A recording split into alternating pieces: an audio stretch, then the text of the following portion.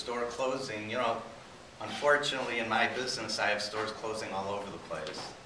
And, I'm sort of used to it. This is really the first time that I was called by the community to say, how can we help?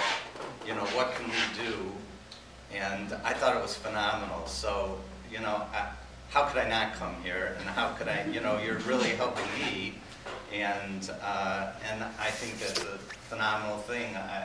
I think the council, and I think the ED, I guess it's EDC, right? And I think that you all living in Lansing are fortunate to have people like this, because it's not typical of most communities. I think it's a great thing. I want to point that out. As far as the only other thing that was mentioned, the lack of a loading dock, it is difficult, although, that grocery store's operated for 50 years and expanded 3 times, and it's never had a loading dock.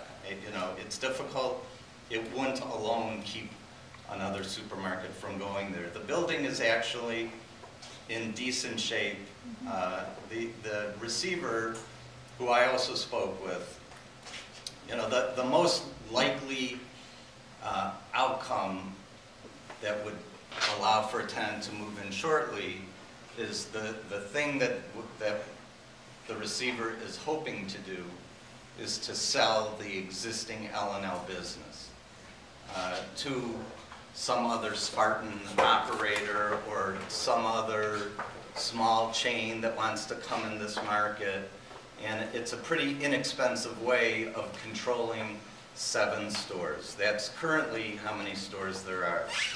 Even though L&L is in default of their lease, the lease expired in 2018, by the way. It's a while, yeah. Even though they're in default of their lease, I am not evicting the receiver, even though they're not paying rent, because I want, if somebody buys the business, I want them to easily have the ability to have a lease in place and reopen the store. So that's why I don't have access to it. I don't have keys. I don't have the legal right to enter. That won't last forever. There's only so much longer that I can afford not to collect rent. But there is a period of time where I'll work with them. Over the last 2 years, we had been working with L&L. This wasn't a surprise to us that they were struggling, and they were paying around approximately half rent for a couple of years almost, in our hopes of trying to get them through this difficult economic time. And unfortunately,